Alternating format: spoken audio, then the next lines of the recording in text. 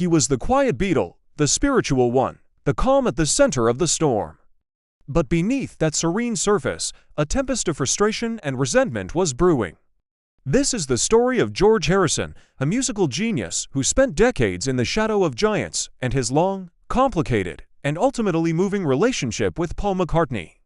Our story begins in 1954 on a double-decker bus in Liverpool. A 14-year-old Paul McCartney sees an 11-year-old George Harrison for the first time. George, with his slicked-back hair and grown-up clothes, looked impossibly cool. Paul was impressed. Soon after, they met again. Paul, already a budding guitarist, was wowed when George flawlessly played the complex instrumental Raunchy. He knew right then he had to get this kid in his band. He lobbied John Lennon hard, and eventually, George Harrison was in. The Quarrymen, soon to be the Beatles, were almost complete. In those early Hamburg days, they were inseparable. Three teenagers sharing grimy rooms, honing their craft, fueled by cheap stimulants and a burning ambition. George looked up to Paul and John, who were 3 years older. He was the kid brother, eager to please, soaking up everything he could. He later said, "In the early days, I was just happy to be with them. Paul taught me my first chords. It was a musical brotherhood forged in the crucible of smoky German clubs." But even then, the hierarchy was clear. John and Paul were the leaders, the songwriters, the frontmen. George was the lead guitarist, a crucial role, but a supporting one. Then, Beatlemania happened. The world exploded. Suddenly, they were the most famous men on the planet. But as the screams got louder, the creative space for George seemed to get smaller. The Lennon-McCartney songwriting partnership was a juggernaut. It was an exclusive club, and George wasn't a member. He'd bring his own songs to the table, beautifully crafted tunes like Don't Bother Me, but they were often met with polite indifference or relegated to the B-side. Imagine being in the biggest band in the world, a truly gifted songwriter in your own right, but you can only get 1 or 2 of your songs on an album, if you're lucky. The pressure began to build. Studio sessions, once a place of creative joy, became a battleground. And the main source of George's frustration was often Paul. Paul, the perfectionist, the musical director, had a very specific vision for every song. And that vision extended to what every Beatle should be playing. There are hours of studio outtakes where you can hear the tension. Paul, often patiently, but sometimes condescendingly, would tell George exactly how to play a guitar part. "No, George, try it like this, maybe a bit simpler here." For a guitarist of George's skill and sensitivity, it was infuriating. He felt like he was being treated not as a creative partner, but as a session musician hired to execute Paul's ideas. The dynamic of the older brother showing the younger one the ropes had never really changed, even when they were all grown men and musical giants. George started to withdraw. He felt creatively stifled, his contributions devalued. He later described it as a deep frustration, feeling like he had so much to offer, but no one was willing to listen.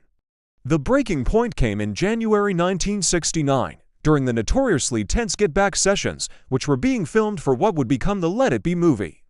The cameras captured a now famous exchange. While rehearsing Two of Us, Paul critiques George's playing.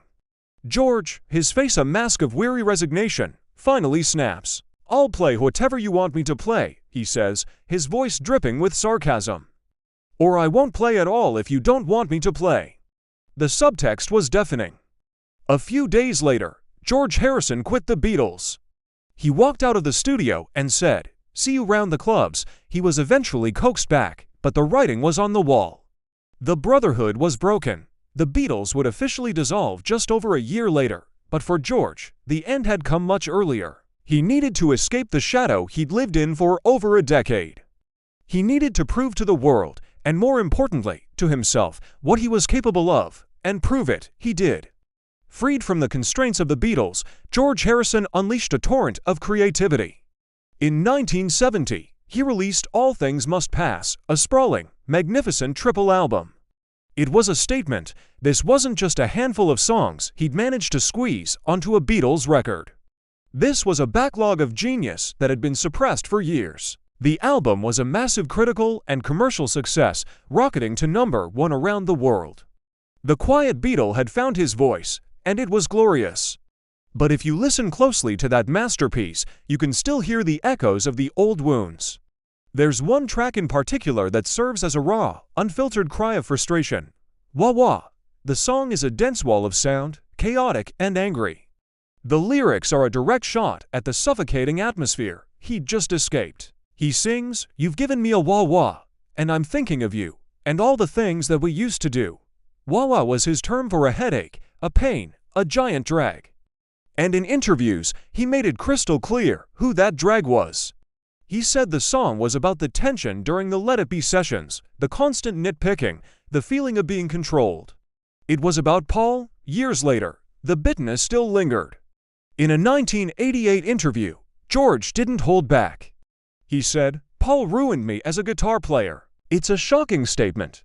How could one of the greatest musicians of all time ruin another? But for George, it was about confidence. He explained that Paul's constant direction made him paranoid and self-conscious about his own playing. Every time he picked up the guitar, he felt Paul's critical presence over his shoulder. He felt he had to unlearn years of being told what to do to find his own style again. The relationship remained frosty for years.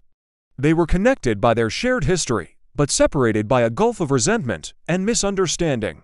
But time, as it often does, began to soften the edges. As they grew older, navigated life's triumphs and tragedies, marriages, children, the devastating loss of John, their perspectives shifted. They began to see each other not as rivals or bandmates, but as old friends who had been through something extraordinary together. They started spending more time together, just hanging out, playing ukuleles, remembering the good old days in Liverpool, before the fame and the fighting. Then, in 2001, the news came that George was losing his battle with cancer. Paul, deeply saddened, flew to be by his side. In a hospital in Staten Island, the two old friends had their final meeting. There were no cameras, no entourage, just the two of them. Paul later recounted the story. He sat with George, holding his hand. They didn't talk about the old arguments or the resentments. They talked like the old friends they were. Despite being frail and weak, George's sense of humor was still intact. Paul said he had a mark on his hand, and George, looking at it, said, "Oh, you know, I've got one just like that on my hand." They laughed. It was a moment of simple, human connection, a final echo of the bond forged on that Liverpool bus all those years ago. His family released a simple, powerful statement. He left this world as he lived in it, conscious of God, fearless of death, and at peace, surrounded by family and friends. He often said, "Everything else can wait, but the search for God cannot wait. Love one another. Love one another." The final message from a man who had struggled so much with the complex relationships in his life. In the end, did he truly forgive Paul? We can never know for sure what was in his heart. But in that final meeting, in that shared laughter and held hand, there was a sense of peace, a sense of closure. The storm within the quiet Beatle had finally calmed.